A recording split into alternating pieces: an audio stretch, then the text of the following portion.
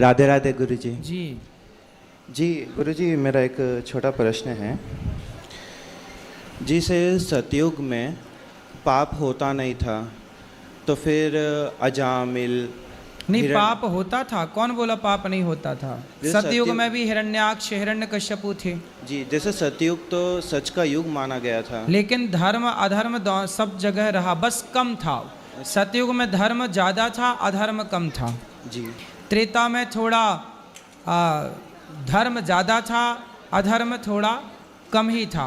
जी द्वापर में 50-50 हो गया, धर्म भी 50 और अधर्म भी 50।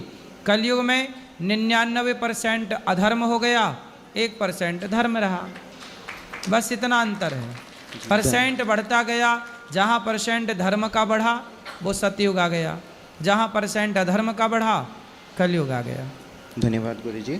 मेरा दूसरा प्रश्न है, जैसे आप कहते हैं कि भगवान साकार भी है और निराकार भी, तो जिन्होंने ये साकार से सृष्टि बनाई वो बिना आकार के कैसे हो सकते हैं गुरुजी? कुम्हार घड़ा बनाता है, जी तो कुम्हार जब घड़ा बनाता है तब उस घड़े का कोई आकार नहीं होता, जी लेकिन कुम्हार जो आकार देना चाहे वो दे देता है कि नहीं? जी जी घड़ा नहीं कहता कि मुझे ये आकार दो, कुम्हार की इच्छा। वो घड़ा बड़ा बनाए, छोटा बनाए, चिलम बनाए, सुराही बनाए, कुम्हार जो चाहे वो आकार दे सकता है, स्वतंत्र है कि नहीं? जी बिल्कुल। उसी तरह भगवान जो चाहे वो स्वयं को आकार दे के बन जाए, और जैसा संसार बनाना चाहें, भगवान वो कुम्हार हैं जो संसार की रचना करते हैं, तो वो स्वतंत्र हैं। उन्हें किसी से सलाह लेने की ज़रूरत नहीं है कि क्या हम ऐसा बनाएं कि ऐसा बनाएं। जी वो स्वतंत्र हैं। धन्यवाद गुरुजी। एक सेकंड गुरुजी, और एक छोटा सा प्रश्न है।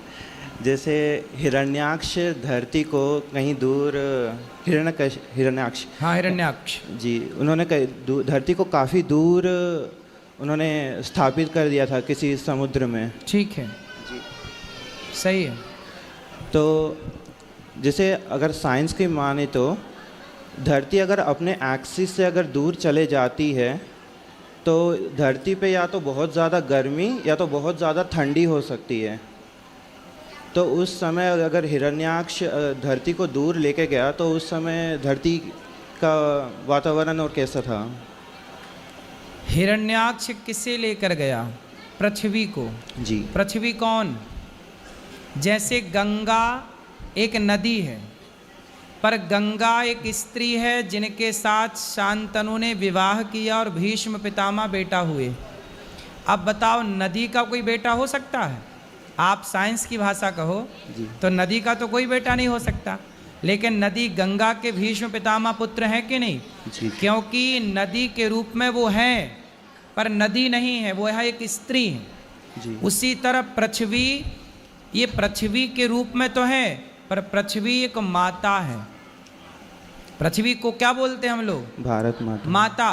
तो पृथ्वी माता है, तो पृथ्वी जैसे गंगा अलग है, गंगा मैया से विवाह कर लिया शांतनु ने, उसी तरह पृथ्वी तो जहाँ की तहाँ थी। जो पृथ्वी का जो स्त्री रूप है, उस स्त्री रूप का हरण किया था हिरण्याक्ष ने, और भगवान ने मार करके उस पृथ्वी को आज़ाद किया था। धन्यवाद गुरुजी, क्लैरिफिकेशन। इसलिए आपने एक चीज़ और यहाँ सुनी होगी कि जब पृथ्वी पर पाप बढ़ता है तो पृथ्वी गाय का रूप बना करके भगवान के पास जाती है, ये कहने के प्रभु पाप बढ़ गया, ठीक करो। अब पृथ्वी पूरी तो भगवान के पास नहीं जा सकती, पृथ्वी का जो अंश है, जैसे आपके शरीर में है, आप शरीर से हैं। जैसे इसका एक उदाहरण समझो, आज से लगभग 2500 साल पहले आद्य शंकराचार्य जी हुए हैं, उनके बारे में पढ़ना।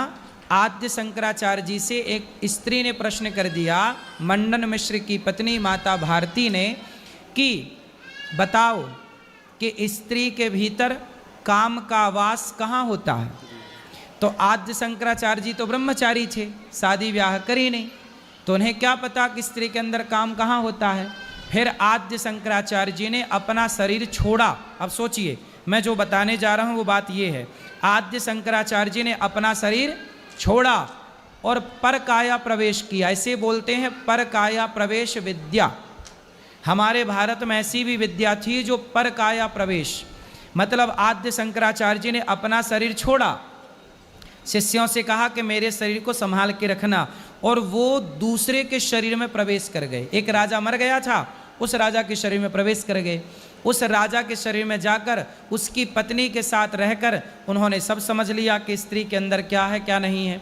फिर वो वापस राजा का शरीर छोड़कर अपने यथार्थ शरीर में आ गए। उसी तरह जैसे आद्य शंकराचार्य जी का एक शरीर पड़ा था और वो अपने शरीर को त्याग कर दूसरे शरीर में प्रवेश कर गए, ऐसे पृथ्वी तो जहाँ की तहाँ थी, पर पृथ्वी का एक शरीर निकल गया जिसे हिरण्याक्ष चुरा करके ले गया। वो समझो ये पूरी कथा, बात समझ में आई? जी गुरु जी। हाँ, ये पर काया प्रवेश। उसी तरह पृथ्वी अपनी जगह थी, पर पृथ्वी का जो आंशिक रूप था, जैसे रावण ने सीता को नहीं चुराया, छाया सीता को चुराया, ऐसे छाया पृथ्वी आप कह सकते हैं कि पृथ्वी का एक रूप था जिसे चुरा लिया हिरण्याक्ष ने। बाद में 12 भगवान ने उसे मारकर पृथ्वी को स्थापित किया। धन्यवाद गुरु जी। एक सेकंड थोड़ा सा बैठा, बैठ जाओ, अभी बैठो, बोलो। आज के युग में एक व्यक्ति के जीवन में सबसे ज़्यादा क्या महत्व रखता है, चरित्र या धन? चरित्र ही कीमती है, धन क्या कर, धन तो रावण के पास भी था। तो गुरु जी जैसे आज चरित्र अगर सबसे ज़्यादा महत्व रखता है तो कुछ लोग धन के लिए चरित्रहीन क्यों हो रहे हैं? ये बात सही है कि पैसा लेकर के आदमी शरीर बेच रहा है जी। आजकल बिल्कुल शरीर बिकता है, पैसों में लोग खरीदते हैं।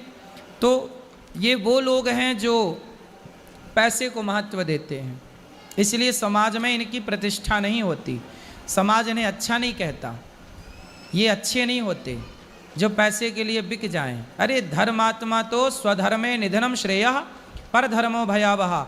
अपने धर्म में रह के मर जाना श्रेष्ठ है, पर अपने धर्म का कभी परित्याग नहीं करना चाहिए। धर्म का मतलब नारी का धर्म है कि वो अपने को ना बेचे बाजार में, पुरुष का धर्म है कि वो अपने को ना बेचे बाजार में, अपने को ना बेचे। धन्यवाद गुरु जी। धर्म यही है, अब लोग करते हैं बेटा वो अधर्म है। और गुरु जी जैसे भीष्म पितामह माइक पास में लो, थोड़ा जोर से बोलो। जैसे गुरु जी ने भीष्म पितामह ने बाणों की शैया पे लेटा क्योंकि उन्होंने किसी जन्म में एक सांप को कांटे के ढेर में डाल दिया था। तो आज का व्यक्ति मुर्गा, मांस, मछली बहुत कुछ खाता है, तो उसका परिणाम क्या होगा? भयानक होगा, होता भी है, अभी नहीं समझ में आ रहा पर होगा, होगा भोगना तो पड़ेगा, कहाँ जाओगे? जी जैसे उन्होंने छोटा सा बस सांप को दूर किया था। वो भीष्म पितामह के 21 जन्म पहले, कुछ लोग कहते हैं 100 जन्म पहले, पिछले किसी जन्म का पाप था, इस जन्म का नहीं था वो। जी जो आज आपने पाप किया वो किसी जन्म में भोगना पड़ता है। जी आज ही मिलेगा इसकी जरूरी नहीं है कि आज ही मिल जाएगा, मिलेगा जरूर, ये जरूर अवश्यमेव भोक्तव्यम, जी मिलेगा। और गुरुजी जैसे अर्जुन को कृष्ण ने उनको पूरा भागवत सुनाया, उन्होंने गीता सुनाई। जी गीता सुनाई। और फिर अर्जुन को लास्ट में अभिमान क्यों हुआ? उन्होंने बर्बरिक से ये क्यों पूछा कि सर्वश्रेष्ठ युद्ध कौन है? देखो हमने आपको भागवत सुना दी, जी गीता सुना दी, पर ये गारंटी थोड़ी है कि आप गीता सुन के अभिमान नहीं करेंगे। जी अर्जुन ने गीता सुन ली पर अभिमान किया, बाद में फिर उनका अभिमान चूर चूर हुआ, बाद में वो ठीक हो गए। तो अभिमान नहीं आना चाहिए। समाज के लिए मैसेज था कि अर्जुन का भी अभिमान होगा तो भगवान उनका भी घमंड चूर चूर कर देंगे, तो फिर हम और आप कौन हैं? इसलिए ये सब समाज के लिए मैसेज है। धन्यवाद गुरुजी। एक लास्ट क्वेश्चन है गुरुजी, जैसे हम आरती गाते हैं, आरती में कहते हैं पूत कपूत सुने हैं वरना माता सुनी कुमाता। तो आजकल कई माताएं शादी से पहले लिविंग में रह लेती है और एबॉर्शन करा लेती है, तो ये सब क्या है गुरुजी? गलत है ना, कलयुग है ना ये, कलयुग में ये लाइनें भी झूठी सी पड़ रही हैं। कुपुत्रो जायते क्वचिदपि कुमाता न भवती, पूत कपूत सुने हैं परना माता सुनी। कुमाता। लेकिन एक कलयुग में माता भी कुमाता सुनने में आई। कितनी माताएं हैं जो बच्चों को झाड़ियों में फेंक देती हैं, ये कुमाता ही तो हैं। कितनी माताएं हैं जो अपने एक बच्चे के साथ रहती हैं और दूसरे बच्चे को घर से निकाल बाहर करती हैं, कुछ एक रत्ती नहीं देती। बहुत सारे बच्चे आके मेरे पास रोते हैं, हमारे माँ बाप ने घर से निकाल दिया। बड़े बेटे के साथ रहती है या छोटे बेटे के साथ, उनका अच्छा है, लेकिन हमारे के साथ वो अच्छा व्यवहार नहीं करती। तो कलयुग है ना, ये कौन सा युग है? ये युग का प्रभाव है। यहाँ माताएं भी अपने रास्ते से भटक गईं, कुछ सब नहीं। धन्यवाद गुरु जी। राधे राधे। राधे राधे। राधे राधे गुरु जी। जी जे बिहारी जी के 2 बच्चे ये बात करना चाहते हैं। कराओ। राधे राधे गुरु जी। जी गुरु जी, मैं विजुअली चैलेंज पर्सन हूँ। तो गुरु जी, मेरी इच्छा है कि आपका आशीर्वाद, आपको एक बार पास से देखूं, आप आशीर्वाद दें। और गुरु जी, एक मेरा प्रश्न है कि पढ़ाई के साथ साथ भगवान का ध्यान कैसे करना है, मतलब इस तरीके से। भगवान की कथाएं सुनिए, भगवान का ध्यान करते रहिए। भगवान के बाल सुंदर से घुंघराले से, उनकी आंखें सुंदर, मोर पंख लगा, उनकी छवि का ध्यान करिए। आपकी आंखें सही हैं? नहीं गुरु जी, दिखता नहीं है बिल्कुल। अच्छा। हाँ, मैं दोनों भाई हैं हम, मैं हाँ। और मेरे पास में है छोटा भाई, दोनों। पर मैंने आपको सुना है यूट्यूब पर, मैं आपकी कथाएं सुनता हूँ। तो आपको दिखता नहीं है बचपन से? जब थोड़ा थोड़ा दिखता था, फिर जैसे जैसे मैं पास से पढ़ता था, फिर बिल्कुल कम हो गया। अब मैं 40 दिन से यहाँ वृंदावन जीवन ज्योति अंध विद्यालय में था, तो मेरी इच्छा थी मिलने की, तो मिल नहीं पा रहा था मैं। फिर मैंने अपने माता पिता बुलाए घर से, जब जाके आपसे मिला हूँ। तो ये आपके भाई को भी बिल्कुल नहीं दिखता क्या? नहीं, जैसे लाइट्स दिखती हैं थोड़ी थोड़ी, अब ज़्यादा नहीं दिखता, पहले दिखता था। अच्छा। हमारे पास एक डॉक्टर आए थे बहुत बढ़िया, और उनके पास बहुत सारी मशीनें हैं विदेशों वाली। तो एक बार वहाँ जाके अपना चेकअप करा लेना, मैं उनका भी पता दे दूँगा। तो एक बार वहाँ ज़रूर अपनी आंखें दिखा लेना, भगवान चाहें तो आपकी रोशनी आ जाए, अच्छी हो जाए। जी ठीक है गुरु जी, मेरी इच्छा है कि आप एक बार आशीर्वाद लें पास से। मैं अभी मिलूँगा आपको, और मैं वहाँ का एड्रेस भी दूंगा, मैं उनसे बात करूंगा, तो वो आपका इलाज अच्छे से कर लेंगे। जी गुरुजी, मैं नगला बीरवान आगरा से आया हूँ। मैं इसी वजह से स्कूल में रुका हूँ, किताब की आपके दर्शन हो जाए मुझे कैसे न कैसे भी। ठीक है, मैं अभी मिलूंगा। मैया भी इनको मिला देना मेरे से, मैं आपको पता दूंगा। तो एक बार वहाँ ज़रूर दिखाना इन बच्चों को, शायद भगवान करे रोशनी आ जाए। जी राधे राधे गुरु जी। खुश रहिए।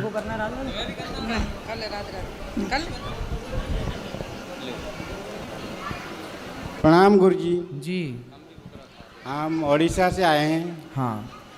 और मेरा नाम मोहन है। मेरा स्त्री 5 साल से भागवत कथा सुन रहे थे टीवी में, मोबाइल में। हम इतना ध्यान नहीं दे रहे थे, लेकिन पिछले साल आए थे। और हम पिछले साल आए थे तो भागवत कथा यहीं से सुनते सुनते मेरे माइंड में, हम मुर्गा मछली का व्यापार कर रहे थे, बिजनेस। अच्छा। हाँ, आपका कथा सुनते सुनते मेरा माइंड में ऐसा आया जो हम बोल नहीं पाते। जी तो हम बोलें कि हम मुर्गा करनी छोड़ेंगे, तब हम गुरुजी के पास जाएंगे। जी।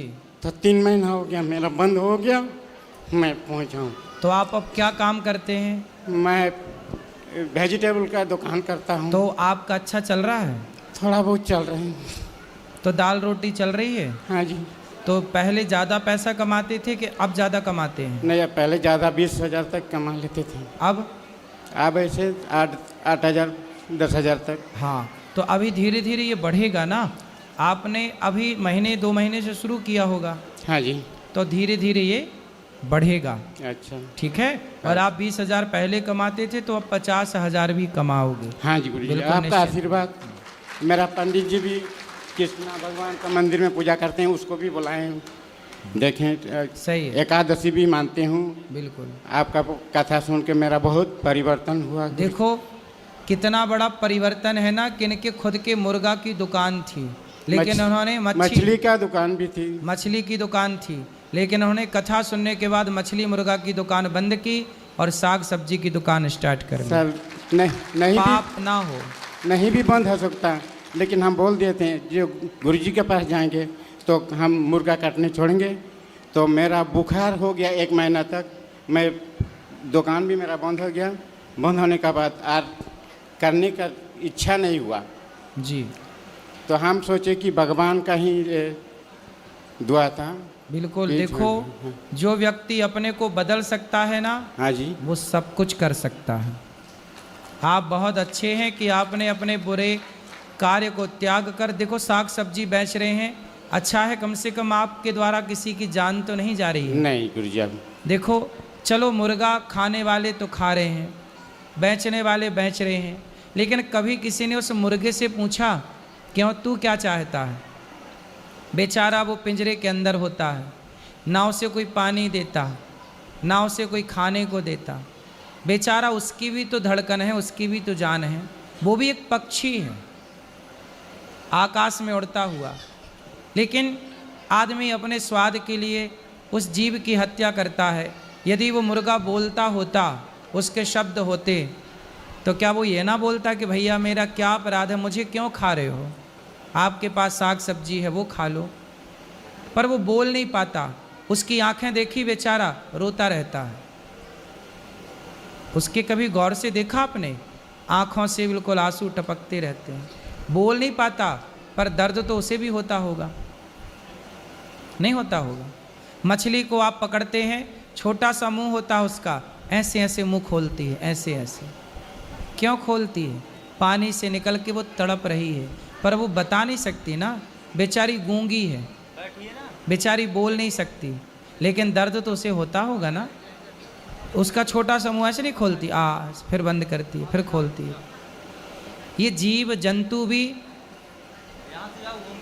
ये इंसान इतना निर्दयी ना बने कि अपने स्वाद के लिए जीव जंतु की हत्या करने पे तुल जाए।